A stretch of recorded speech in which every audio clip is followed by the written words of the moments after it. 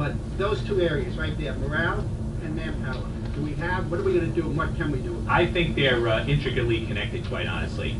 Staffing, we're down between 6,000 and 7,000 New York City police officers on our streets.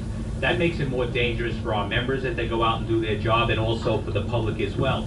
And then it requires for us to makeshift or band-aid to go to different neighborhoods where there's spikes in crime and put out the fire and then move. Also, that staffing problem, I believe, led to, and we were very vocal on this, to the quota-driven system that led to the problem with the stop, question, and frisk. We were one of the first groups to come up and say, there's a problem, it's polluting our relationship in the neighborhoods because there's a certain numerical number or goal or quota put on each individual police officer to come in with a certain number of stop, question, and frisk, as we call 250s, or arrests, or summonses. It takes the discretion away from the police officer who know the folks in the neighborhood, know the good folks in the neighborhood, and unfortunately also know who may be criminal. Broken windows with a stop and frisk on a downturn, considerable downturn, racial profiling bill. All these add to I believe, a lower arrest process here in the city of New York, and a morale situation that is untenable right now. Well, it creates the morale issue, because what happens is, if you look at many of the pieces of legislation and discussions that go on, it always ends up with discipline the police officer. Now, we are not the ones that create the policy out in the street. If there's a problem with the policy, go after the policy and hold the policy makers responsible. But what we find, the discipline always falls on the individual police officer standing on the corner, rather than those that made the policy. Where are you in binding arbitration, and is there an opening here? We're in binding arbitration to resolve our contract. We're waiting for dates to get that done, but we're in the process. But the unfortunate part here is we haven't learned from history in the past. In the past, New York City police officers were given zeros. It was called a zeros for heroes contract. That created many of the problems we had, where we couldn't recruit qualified candidates to stay on this job, senior veteran experienced officers to remain on this job and pass that along to our younger veteran officers. And that created all the problem, and unfortunately sometimes scandal as well, when you didn't have the resources. So it's unfortunate that once again, the city of New York is offering New York City police officers 18 months of zeros.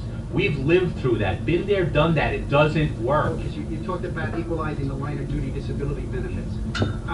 Could you just put that into a focus on two officers that ran into a fire in Coney Island? Right. Or if there's a better... Well, we have a number, unfortunately. We have the police officer, Rosa Rodriguez, that ran into that fire in Coney Island. Unfortunately, her hero partner lost his life. She is a wonderful woman, a family woman, a police officer, lives and resides here in this city and serves this city. But she can't walk very far without hooking herself up to oxygen. But the reality is, two police officers in that same circumstance, if you were on the job before July of 2009, if you're in that disability, and no one wants that, it's not a benefit, your life has changed, you'll get 3/4 and maybe you'll be able to take care of your family. But the police officer that's right next to them in Tier 3 will get $27 a day, won't be able to take care of their family. It's not just that. We had a terrorist attack in the middle of a shopping district in South Jamaica, Queens, in the 103rd Precinct, where a madman, following the climate that I spoke of earlier, hit a police officer in the head with a hatchet. Police officer, when we talk about serving the community, 4 police officers that were standing there, having their picture taken by the community, interacting with the community. And while they were doing that, this madman, with absurd ideas in his head, came and hit that police officer in the head with a hatchet. That police officer, and we hope and we pray that he comes back to full duty and full capacity, but he's a long way to do that from getting out of the hospital and all the rehab. That police officer will be in Tier 3, won't be able to take care of his family or any other police officer. It's a matter of fairness. If we're both if Mubarak Abdul-Jabbar and myself are in the radio car and we're responding to that same danger and we get injured, we should be treated the same. All we ever ask for in any of these issues as police officers in a union is fairness. Let me start with this one. Easy question. Are there any bad apples in the NYPD? The NYPD is no different than any other profession in any other world, in any other country, in Including any other politicians. city. Well, okay. Yes, every occupation has them. But with politicians, it's wrong to say that all of you are bad. And it's also wrong to say that all police officers are bad. And it's also wrong to blame the individual police officer for a policy that... Could it also be said that the lack of apparent discipline to police are also driving a type of extremism? And I quote the CCRB, which gave a report, and the Inspector General, who also came up with a report saying that there is little discipline coming in certain cases. Those reports are new. This is not me saying that. I strongly disagree. We are the most disciplined department or agency in this city. Look at the numbers. When you're disciplining police officers all the time, that happens. That's part of the morale problem that your previous colleague then had are you spoken aware of also. of what the CCRB reported? I am, and it's a short report that doesn't effectively look at all of it. It talked about the chokehold policy, and we can debate whether it was a chokehold or not in Staten Island, but it looked at some cases that weren't completed. It wasn't a complete investigation. So then to take that investigation and say, well, there's a problem. There's no I think way it's wrong. that I we can disagree. know that you're being forced to carry out a policy that even you believe is driving you in a direction that is helping to foster the very atmosphere that you're trying to blame everybody else for today, and negate to include your police officers in that atmosphere. Ma'am, we were one of the first ones to come out and say the quota is the problem and it needs to be addressed. That police officers are being made to make a numerical number of stops and being disciplined and their livelihoods threatened if they don't meet it. We were the first ones to say that, and we were the first ones to say that it's polluting the relationship in every neighborhood that we serve. So I respectfully say my words were spoken towards that quota strongly when no one was listening. And we then finally, with the help of many in this room, got that law passed. Nobody questions it if you're wearing the badge. You're the sheriff. Nobody questions that. What we do question is the constitutionality of whether you have a right to stop me when it appears that I have done nothing to break the law, and where is my right to ask you and expect a response when you do stop me. Some folks do question that we're the sheriff because we have the shield on our chest, and that does happen on the street as well. And it then goes back to that quota system that polluted that relationship, the climate we're working in, which makes things turn into confrontation rather than discussion and dialogue. And that's what I've been talking about throughout this thing, is about the climate that creates problems on the street. And then policies or laws that don't address the core of the problem, but look at everything else and then try to have it land I on happen the to individual represent police a community in the city of Mount Vernon with one precinct, 92 different languages, and I keep repeating this because it is important for people to understand that almost every culture, every language across the world is being spoken in my neighborhood every day. And I know that there are people who run the gamut of respect for, as well as fear for, the law that enforces that community. And my department, in which I proudly serve and work, also speak those same languages, also live in those same neighborhoods, 60% in the neighborhoods, and all the police officers don't look like me, but they're out there serving the communities colorblind, and that gets lost sometimes in the discussion that's there.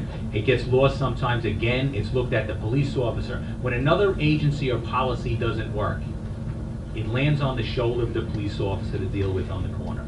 We need to equip and support them and understand also the atmosphere and the climate. Fascinating to me about that is every single mayor has always denied the existence of quotas. Not a single one. Republican, Democrat has ever said they are. In fact, they've all said they do not exist. And of course, every one of us living in this city, every one of us knows that that is not true. So I'm not asking for a comment. Don't want to get you in trouble. I'm just saying that's a fascinating part of that issue. It certainly is, and I have 31 years on the job. Yeah. It has been a quota. They can call it goals and productivity goals. They can call it what they like. But if you don't come in with a number and you're disciplined, or your evaluations are bad, or you're transferred from one tour or another, or one neighborhood to another, that's a quota, and that's what we've had. And I think So I wanted to really, I know we talked about quotas some, but I wanted to really ask specifically, what policies do you think can change that perception in communities where it's strong, or among, you know, elected officials or activists, as you point out, who you think are sort of stirring the pot? It should go, it should go back to the way it was when I came on the job, where the discretion was left in the hand of the police officer, whether it was a summons or an arrest or some other type of action, or a UF-250, where you went out and saw an issue. Sometimes that issue can be resolved with a conversation. It doesn't have to be a summons. Most times in my particular precinct, it was 2.7 miles wide. So if you were able to say to a kid or someone that may have made a bad choice, kid, this one's on me, tomorrow it's on you. So you let that kid go or that person go without a record, without a summons, without a problem. Now, of course, if you see that same person doing something on your next tour or the tour after that, then so be it. Then you'll take that step because it didn't work. But when it's made to be just a number, you need a number, a productivity goal, which is a quota, and your disciplines, you're taking that discretion away from the individual police officer, and they're forced to write that summons, write that 250. If we leave it in the discretion of the police officer, they'll do the job. How do we know that? Because that's effectively how we've done the job for many, many years. Again, it also goes back to our staffing issues, where you have to keep crime down, but if you don't have the staffing, you can't get it done. The commanders are held responsible. They come down on the police officers, and they're sent out on the street. Use the CompStat process the way it was intended. Know where the crime is, cops on the dots, as the commissioner says. Give the responsibility to those police officers and the commanders. Give them the resources and staffing that they need. That's where it's broken, and then it forces them to go into this quota-driven policy, because no one wants to have a number that's lower. I say if the number is lower, but the problem is solved, so be it. We're a problem-solving business. We're not there in the numbers or the revenue business. The police department should not be looked at as a revenue gatherer. We should be going out to solve the problem. If we can do it with a discussion, so be it, problem solved. If it takes further action, Another so part of be your it, we'll take that quote action. here, you say that those parties, talking about elected officials and leaders, stir up emotions in the street in order to further their own agenda. Do you believe, sort of looking at the point that you make, that makes a lot of sense to me about the kind of neighborhood police and the ability to say, look, that's crazy, don't do it again, as opposed to entering people into the criminal justice system. Now looking at what's happened with stop and frisk, do you look at those of us who highlighted the problem of those extraordinarily high numbers as stirring up emotions in the street in order to further on? I think part of it is yes, and part of it is too is also looking at the individual police officer. If we look at a lot of the dialogue that's going on back and forth and the vitriol that's going on back and forth, it always ends up with discipline the police officer. We don't make the policy. Have we ever seen, we see numbers and huge numbers of police officers getting disciplined, and I believe unfairly many, many times. Do the policy makers ever get disciplined? Do those that put that policy and put folks on the street to follow that policy, are they ever disciplined? That's all I'm asking. Any of these processes, when I speak out on any of these issues, is about fairness. My members are entitled to due process and fairness, not separate due process because it's for a cop. It shouldn't be that way. The system should be made as an accusation, investigate, and then prove it. Not accusation, investigate, prove it. If we don't get what we want. Don't you agree with that statement? And you know, a lot of this too is also when I speak out and we speak out, you have to realize that we're speaking out, going back to the feeling that Senator Lanza spoke of, but also the avalanche we see coming of the criticism. We can't look at the oversight as individual oversights. We can't look at the criticism as individual criticism, because the police officer on the street is standing on the corner saying, "What now?" And we can't blame the cop. But in all these discussions, it comes down to discipline the police officer. If 30 years in the job, I'm 16 years the president, it always comes down to the discussion is, For better we and need more sometimes for discipline. worse. Those of us in elected life respond to what we're hearing from our constituents and don't create it. So I do think that there's a real danger in suggesting that some of what we've seen out there comes from the mouths of elected officials, were that folks listen to us that much. And sometimes, and many times union presidents also are voicing the opinions of the members who elect us and and we have a responsibility to speak for them as well. So while you're speaking for your constituents, as am I.